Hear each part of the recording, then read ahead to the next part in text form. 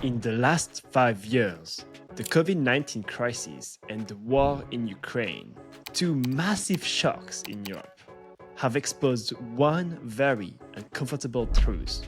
We are not yet resilient. But as the climate crisis gets worse, can Europe actually rise to the challenge and redesign its infrastructure, economy, and innovation systems? And what's the role of venture capitalists and entrepreneurs in that journey? To unpack this very complex topic, I'm joined by Craig Douglas, the founding partner at World Fund. Craig brings a rare mix of venture capital insights as well as policy expertise. So, when it comes to talking about European sovereignty and climate, Craig is definitely the person to talk to. You are listening to VCO2, the Climate Investing Podcast. And before we start, please don't forget to like, comment, and subscribe if you're on YouTube, or to give us a follow and a 5-star review on Apple Podcast and Spotify. This really helps the show, so thank you so much for doing it. And let's dive in.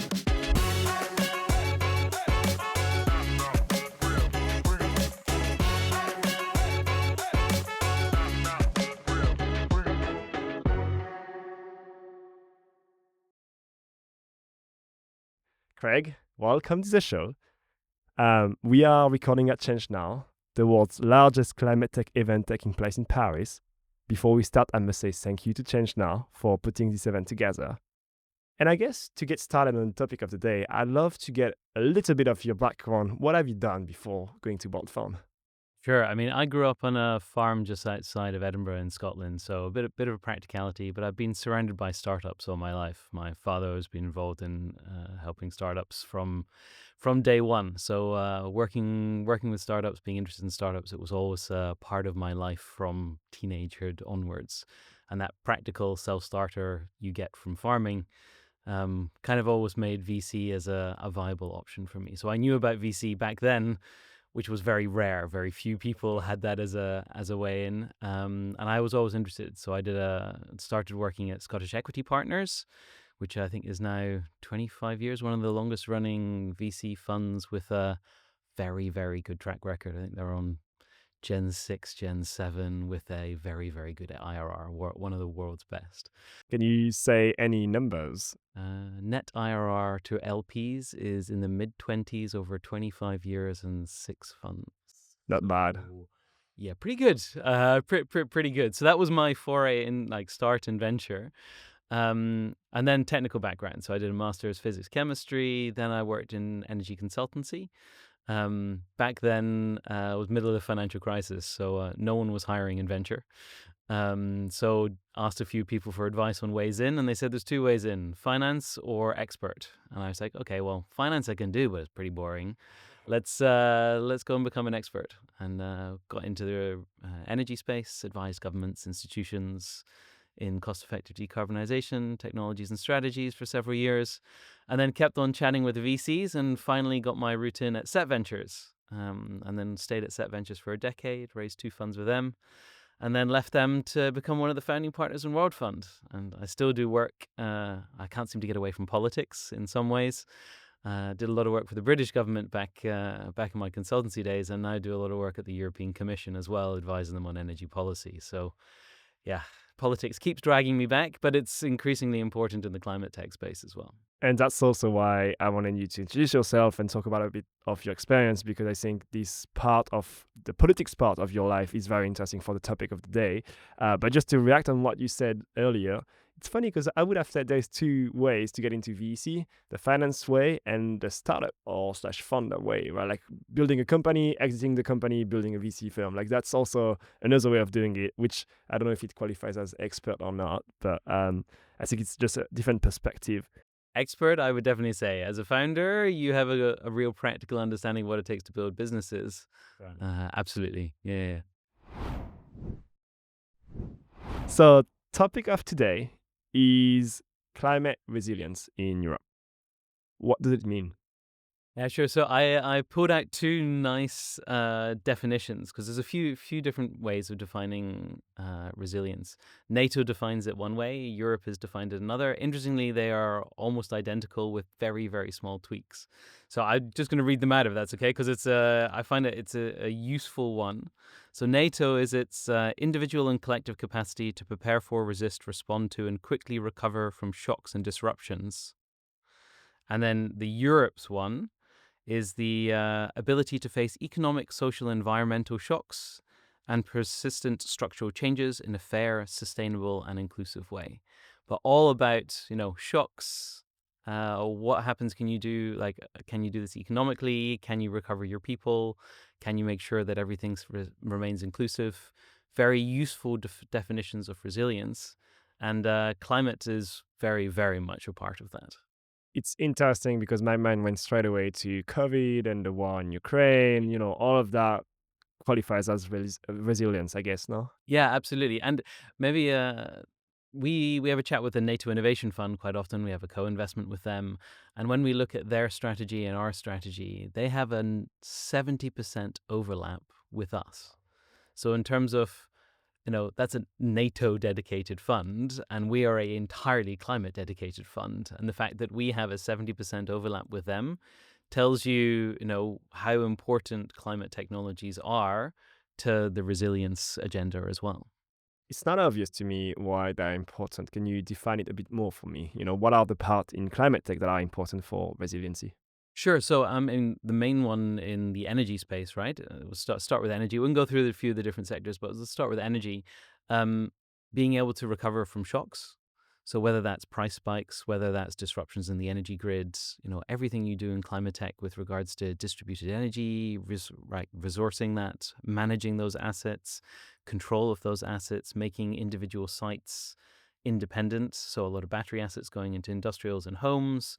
How do you make sure the grid is more robust, not just having single assets, but thousands of assets? Like that is a prime example where resilience is built into the climate agenda, right? So everything you do with regards to making the energy system greener actually helps everything to do with making the energy system more robust.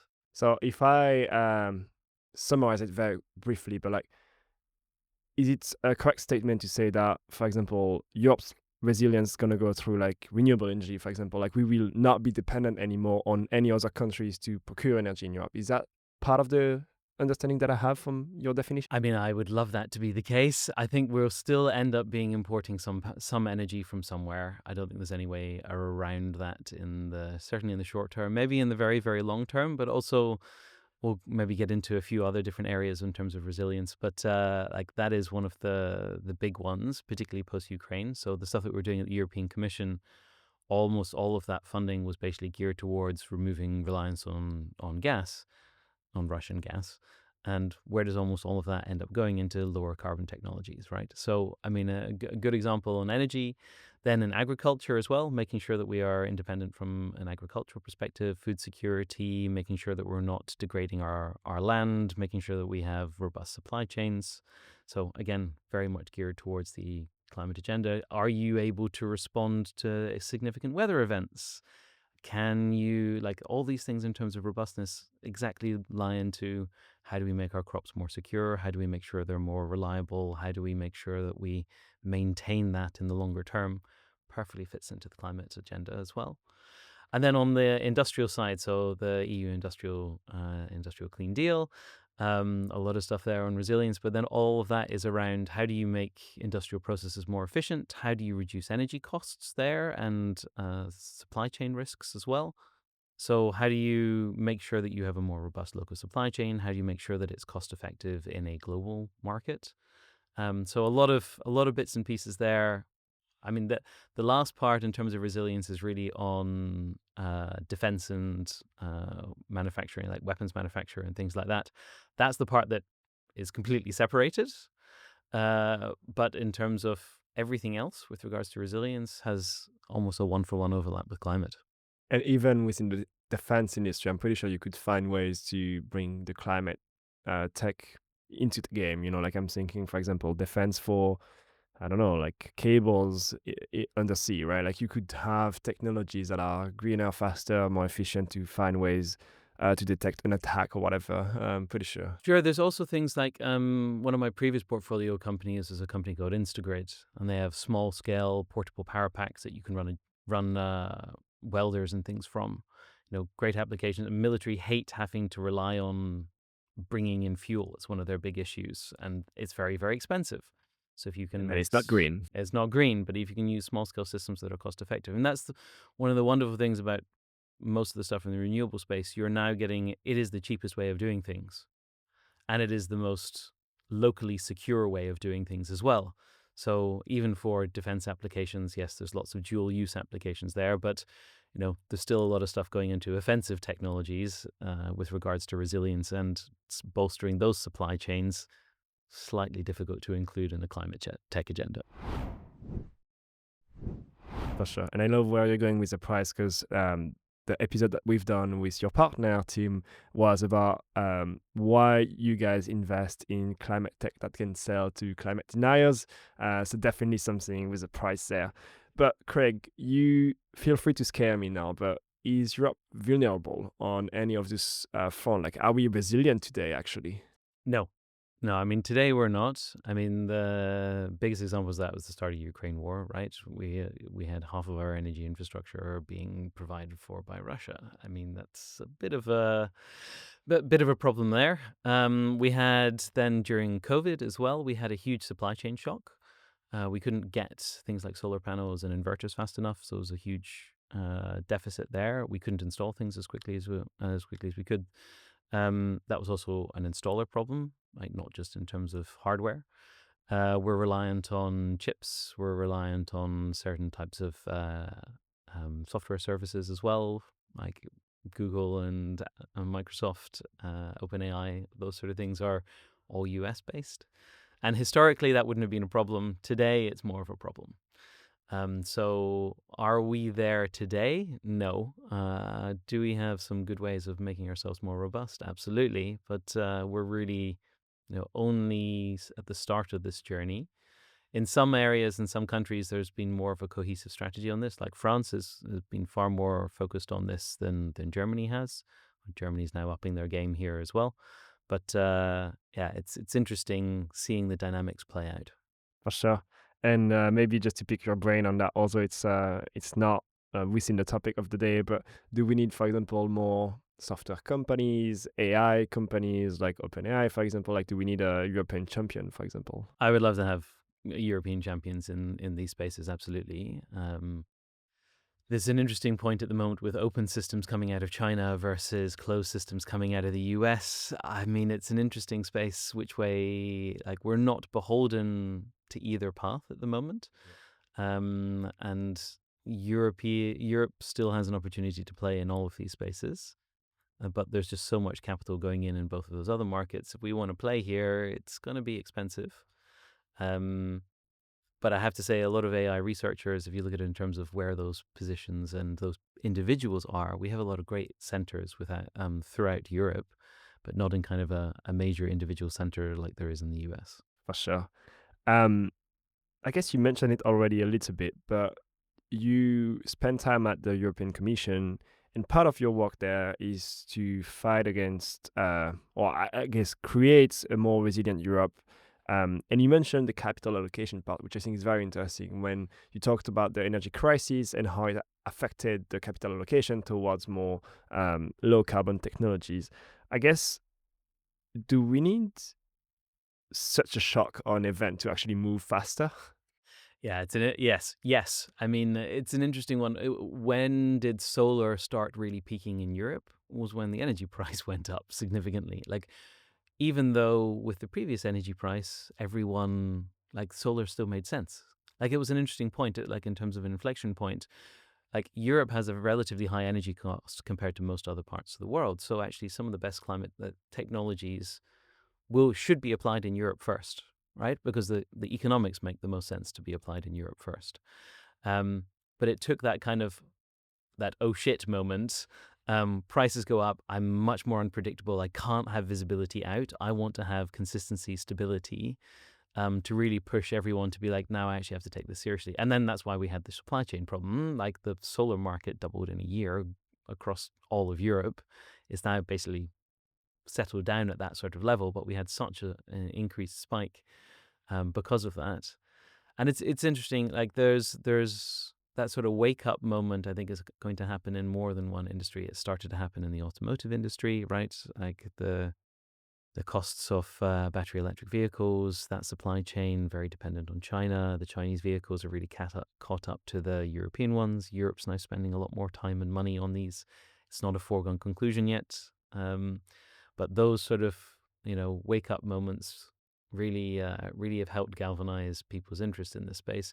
But it's kind of sad and depressing in a way that we've kind of let our advantages go in the past, and we need to make sure that we're not going to do the same again. Like the solar industry in Germany was a great example. Like we had great incentive programs of some of the world's biggest suppliers of solar technology in the 2010s. And then we stopped all the incentivization of those programs because the utilities and oil and gas guys were complaining about it. And then all those companies went bankrupt and that tech was all exported to China. Ouch. I mean, like that's a major own goal. Like we could be the world's largest producer of solar panels, right? And we're not. And that's because we didn't stay the course, unfortunately. Yeah, and there is one thing that Germany is really good at is like big industrial projects. Like I mean, Germany feels like, from my perspective at least, like is amazing at like producing big industrial factory for like, for example, producing solar panels. I mean, the obvious example is cars, right? Like Germany is really strong in cars, but there is a knowledge of like what it takes to build an industry. So it makes sense to have a solar panel industry and a battery industry in Germany as well, right? It should. You're right.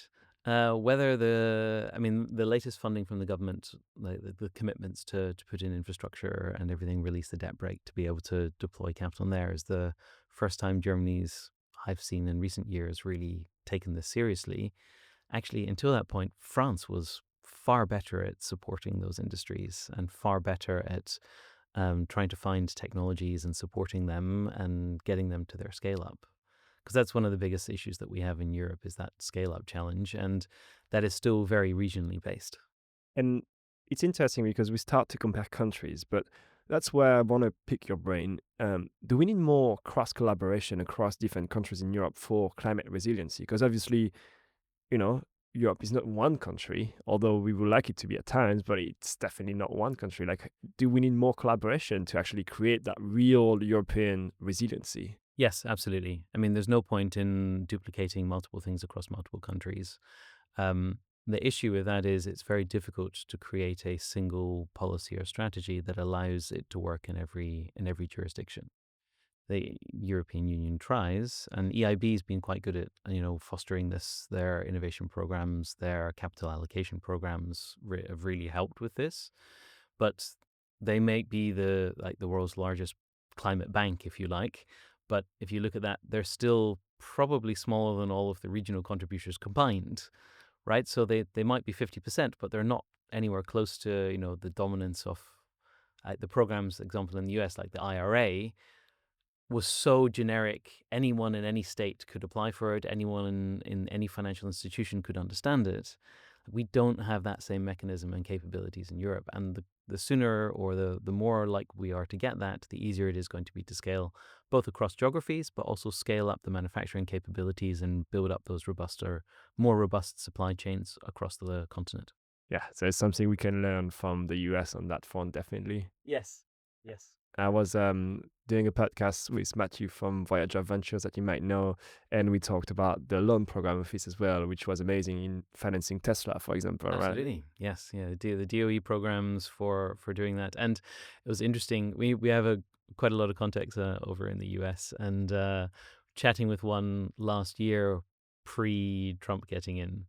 And one of the programs in the IRA, they had a 20 billion program allocating, and they started in, I think they've got final approval of that in March, and they threw half of that money out the door by September. Like when they need to move, they can really shift, because they were worried it was going to disappear, right? Rightly so.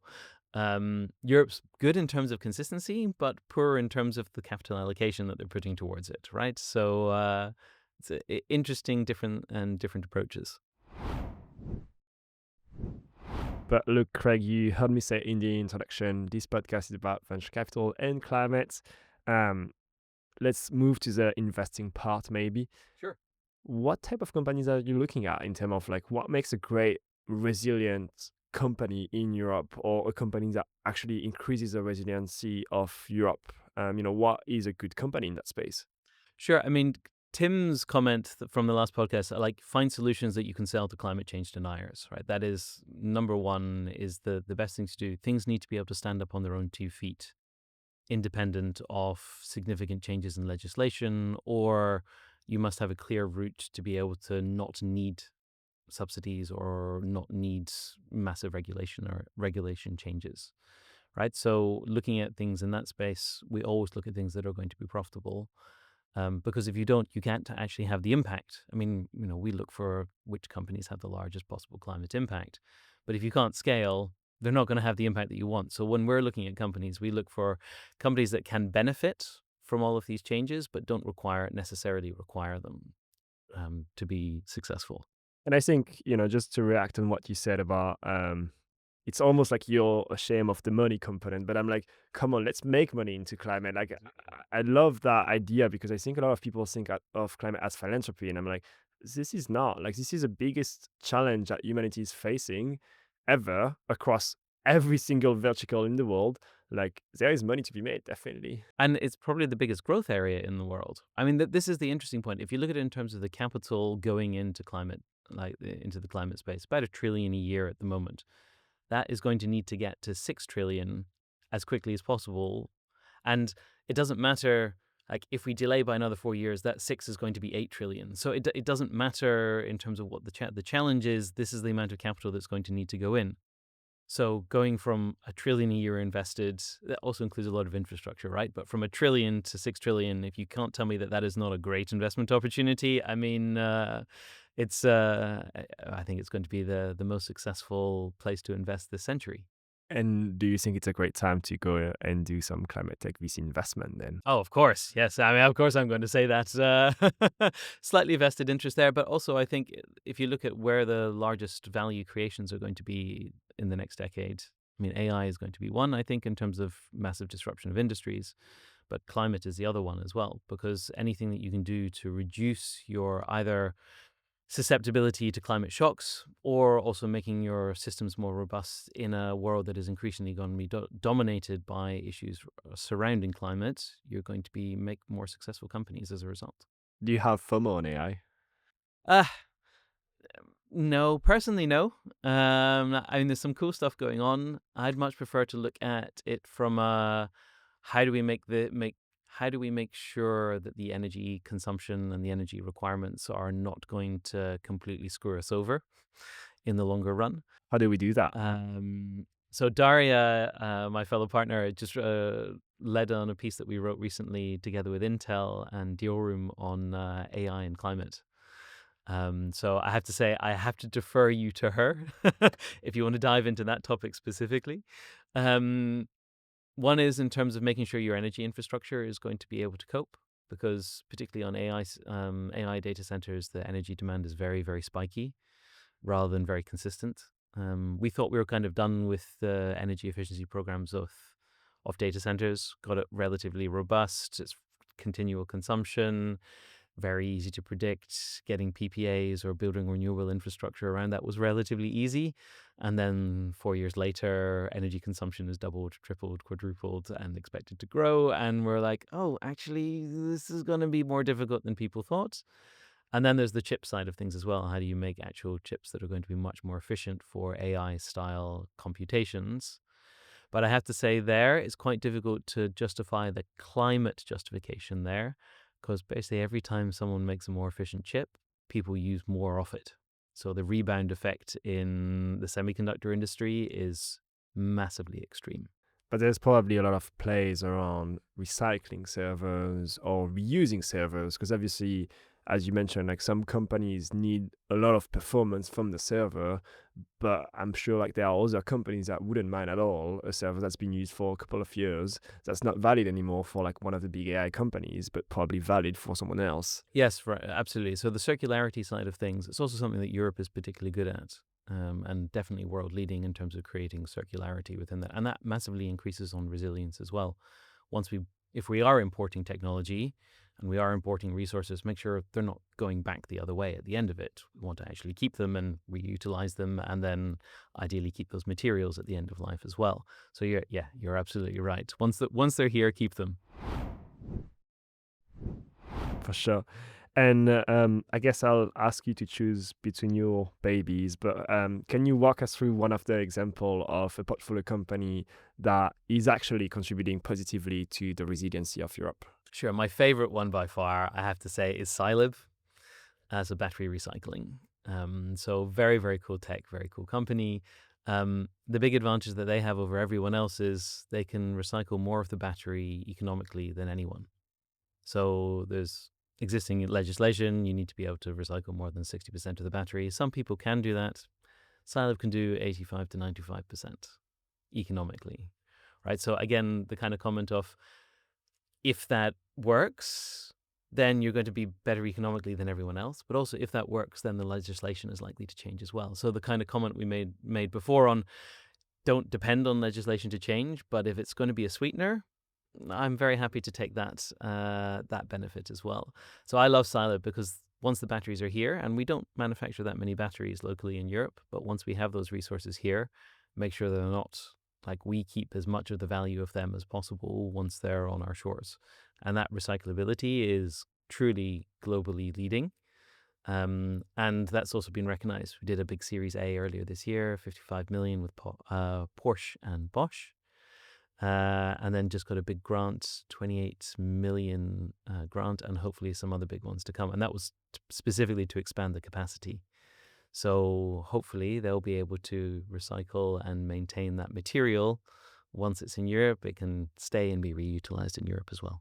And I agree with you. I love Cylib. I was actually looking for sponsors for the podcast, and one of the company I was looking at is Cylib, just because I think they have such a cool technology. I don't know if it's really the technology aspect of it, but like their model is just amazing, like financially and for the planet. I think it combines perfectly what I love, which is like make money while also saving the planet. But going back to what you said on resiliency, what about VCs? Because, for example, Cylib for now stays within VCs investors and corporates in Europe.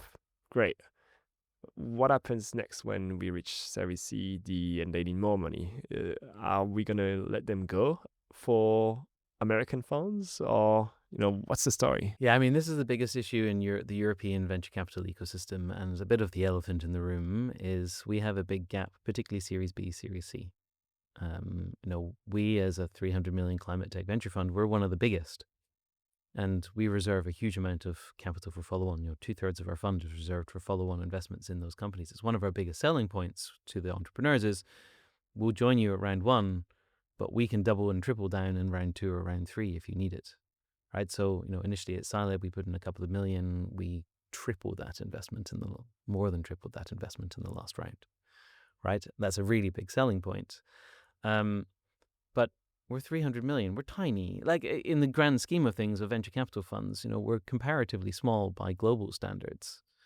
I'd be hoping that, as we grow as a venture fund, we'll be significantly larger than that for the next fund, because we see it as the biggest funding gap and also one of the biggest opportunities, particularly in Europe at the moment. The difference in valuation, touchy subject for some, between a seed Series A round and a Series B round is virtually non-existent, because the Series B investors invest purely with technology that has been de-risked. They're only taking scale-up risk. They're not willing to take tech risk, and they want to do it purely on the actual numbers of the company. In the seed and Series A, people are doing it on promise, and sometimes there's a lot of capital in the seed Series A. Most of the venture funds in Europe are seed Series A, not Series B+. So it's an interesting dynamic at the moment, and fortunately our portfolio companies have continued to kind of grow through that. But it's one of the biggest bottlenecks that we have in Europe. If you want to do a Series C, Series D round, majority of the capital comes from outside of Europe. Yeah, and I think that's plays into that discussion of like, we also need to make things locally, which also mean investing locally and supporting the startups all the way through. Um, are founders dreaming enough? Like, do they have enough ambition to actually solve for this challenge of like making Europe resilient? I mean, this is an interesting point. This has changed significantly over the last decade, right? So I've been investing in the climate space for 14 years now, and back in day one, no, back in the first 5 years, most of the people who came to us were relatively cautious about their ambitions. Were only going to promise exactly what I think I can 100% deliver in the short term. I'll probably focus on my local markets. That's fundamentally changed. So now when people are coming, they're like, okay, we have the opportunity to change the world, right? And that's the ambition. And I have to say, I not having to have the conversation of, okay, if you accept money from VC, this is basically the conditions or the expectations that you're going to have. Like, not having to have those conversations and explain to founders the venture model is great, but it also means people actually are thinking about this from day one and being more ambitious. Different countries, different. In France, people want to conquer the French market in general. The best entrepreneurs we see out of France start thinking internationally from day one. Like the Benelux and Nordics are very good at this. So they immediately think, I need to scale beyond my local market. They're never just focused on their local market. It's too small anyway. It's too small anyway. In Germany, typical people focus initially on the DACH region, and that can still be a little bit of a bottleneck in terms of trying to get global ambition for these companies. Seed Series A, to get most of their growth, they don't need to grow beyond the DACH region, but it has to be the ambition for the company if they want our money, right? Because we're looking for global winners, global champions. I love that. Well, to transition to another section today, I want to talk about the gap, the bottleneck, and the opportunity as well. What's missing in Europe today to be more resilient? I mean, the biggest one, other than the funding gap, that's probably from our ecosystem perspective, that's kind of the biggest problem and opportunity space today, that kind of Series B, Series C gap. That's from the venture ecosystem and climate ecosystem. That's probably the biggest problem. And just on that one, like the funding gap, does it comes from the fact that VCs don't have enough money, meaning like LPs are not convinced enough to invest into these topics? Oh, that's a good one. Slightly counterintuitive.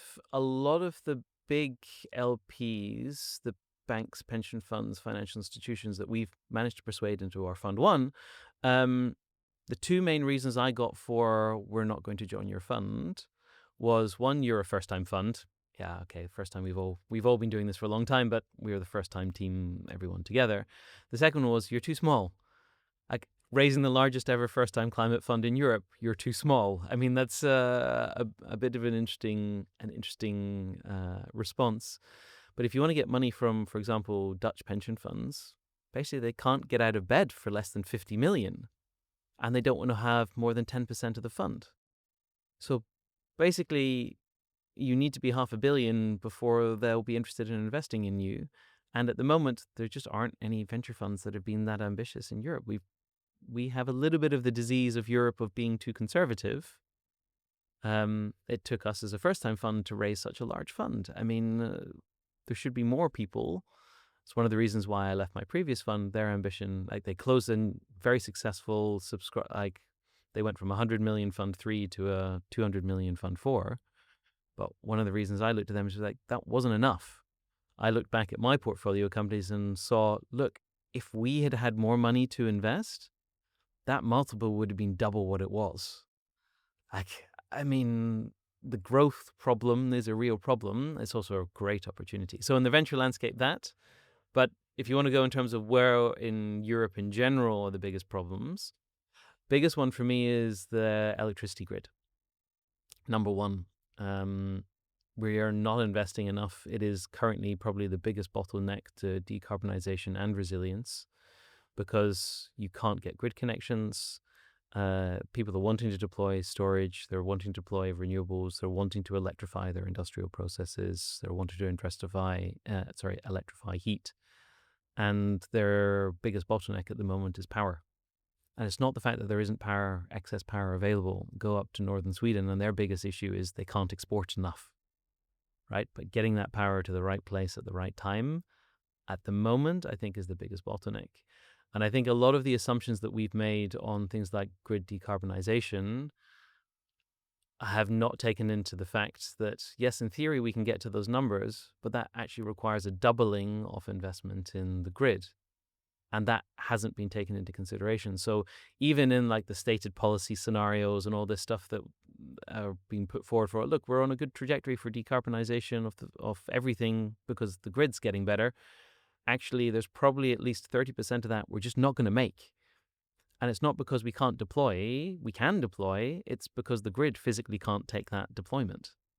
So we're increasingly seeing industrials putting huge amounts of storage as well as renewable capacity, because at the moment that's the only viable way and the only cost-effective way to actually decarbonize their processes. As soon as they have to get additional capacity from the grid, all those economics disappear. Even if there is low-cost power in different parts of Europe, as soon as you have to transport it across borders, it gets too expensive.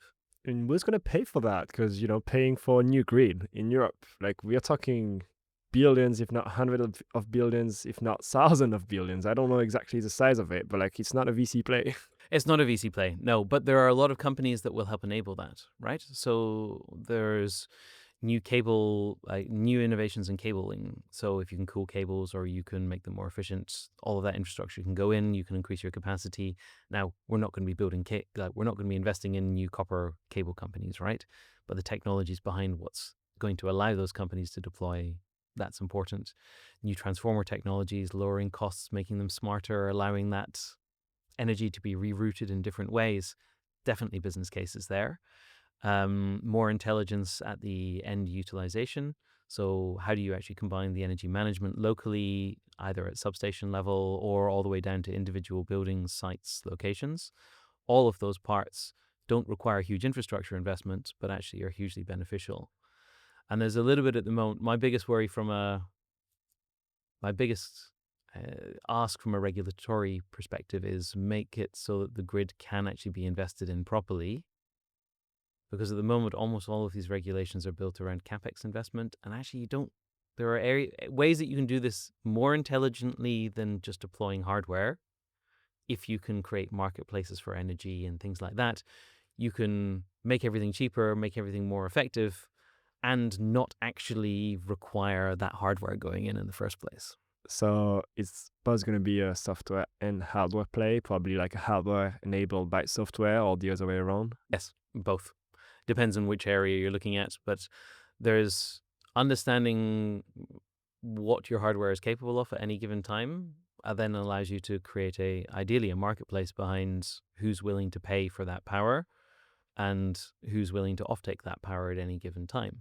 Because if you can actually do that properly, then even on a smaller regional level, but getting more and more global, if you can do that effectively, then you can actually put twice as much power through the same cables, but you're just doing it on a continual basis rather than building around the peaks. That makes a lot of sense. Yeah.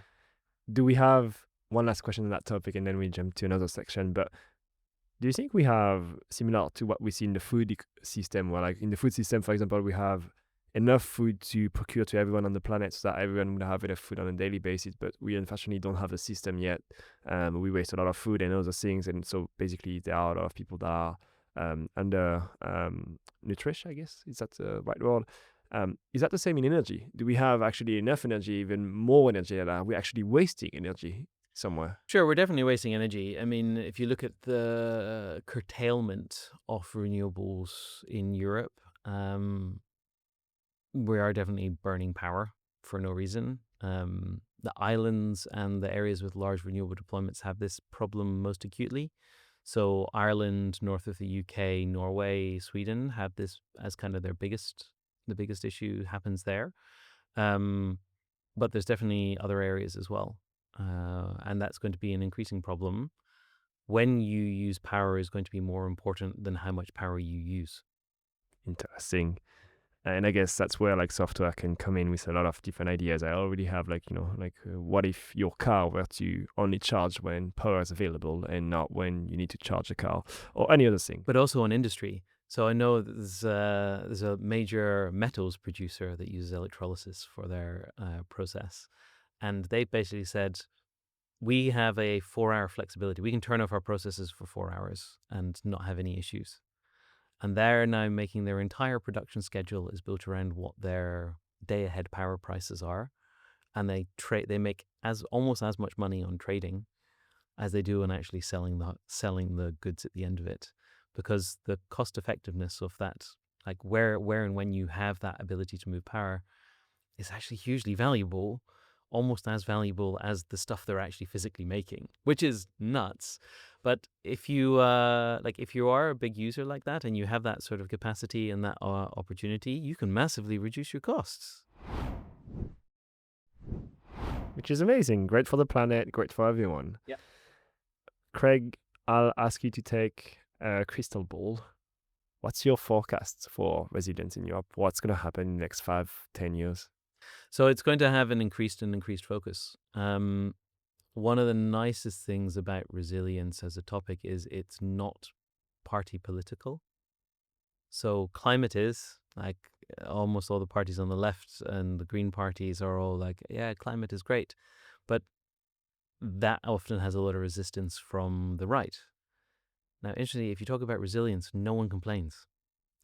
So I think the narrative around climate tech might drop off and the narrative around resilience is going to increase. Now, the agenda is almost identical, but it has more cross-party support.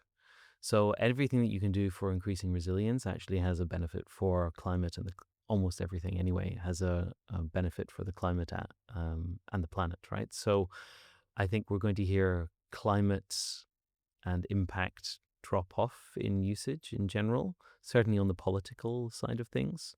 And you'll hear more and more talk about resilience and industrial policy. But almost all of those things will hugely benefit the climate. It's funny, it's just a labeling situation almost. Yeah. Oh, look at the IRA, right? Would the IRA in the US manage to have got through if it was labeled a climate policy? No way, right? It's labeled as an industrial policy. Now, the fact that almost all of that money is going into climate solutions tells you, and that is a means by which everyone can agree. And interestingly, like if you look at the IRA, the areas that got the most capital support were Republican. The most capital from that were Republican states. As a climate policy, benefiting the Republicans more than the Democrats, right? I mean, that is also the case. That is also true in Europe. Those people who are interested in reshoring manufacturing, making things more robust, trying to increase that resilience, that is a narrative that speaks to everyone. And reducing energy costs, that speaks to everyone. So there's the climate agenda is more polarizing than the resilience agenda. It's very interesting because it feels like there's just a misunderstanding of what climate means. But, we'll leave it at that for today and jump into the last section for today. It's called the fire question. You'll have one sentence maximum for each of the question. Are you ready for that? Sure, go for it. Cool. What's the most overlooked climate solution right now? I'd have to say more solutions on circularity. So resource efficiency is probably the area that's most overlooked in the space. Interesting. If you could redesign one European regulation overnight, what would it be? How the grid is incentivized, point blank. Make it a total cost of ownership rather than a capital allocation. Super interesting. What's a red flag when reviewing a climate tech pitch? Where the economics rely on either new regulation or people actually caring about climate. I know that's horrible to say, but things have to work economically. Definitely. What's a bold prediction you have about climate tech in 2030? That climate tech as a nomenclature will basically fade out and it will become so mainstream that it's included in everything, certainly in Europe. I have to rename my podcast. What's a lesson that every new climate investors need to learn? Make sure you understand the technology and the regulatory environment that you're operating in. And that is a really important one. We've seen a few generalist VCs come in and play, and I think they're underestimating the risks and requirements in certain sectors. Obviously. If you were not a VC, what role would you play in the fight against climate change? Yeah, it's a funny one. So I'm very practical. I like doing stuff with my hands. So I'd probably be building or installing stuff, or be doing some regenerative agriculture on a farm. One of the two. So if you have a solar PV that you need to install on your roof, you know who to call. I installed my own. What's the biggest barrier to accelerating climate tech?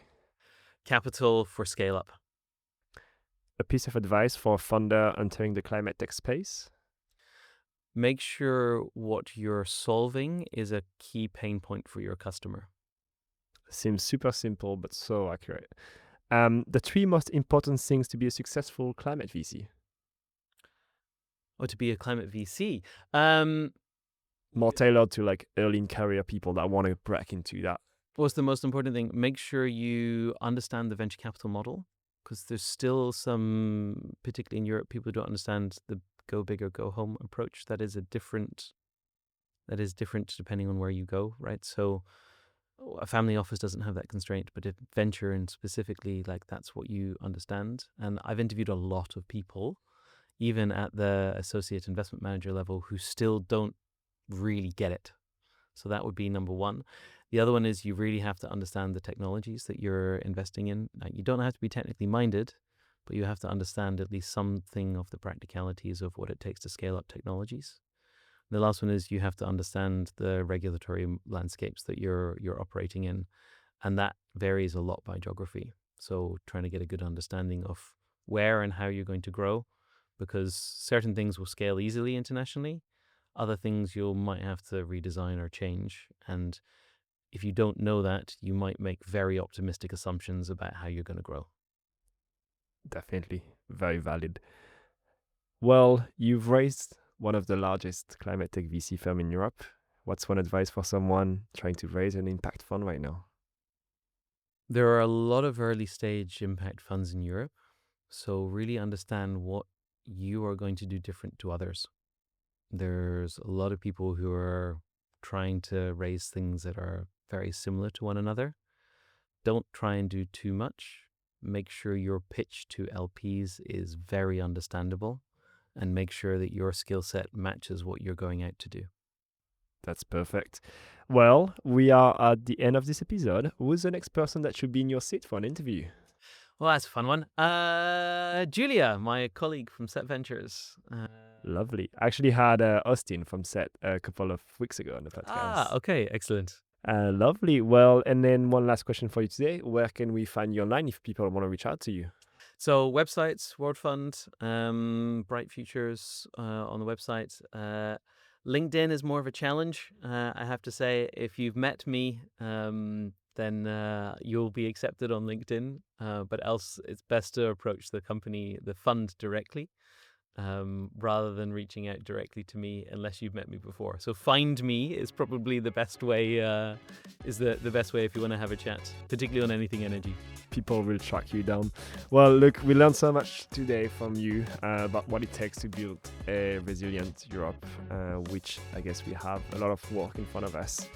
But thank you so much for your time. I appreciate it. And for listeners, if you like this episode and if you like the show, don't forget to like, comment, and subscribe on YouTube, or give us a 5-star review on Apple Podcasts and Spotify. Thank you so much, Craig.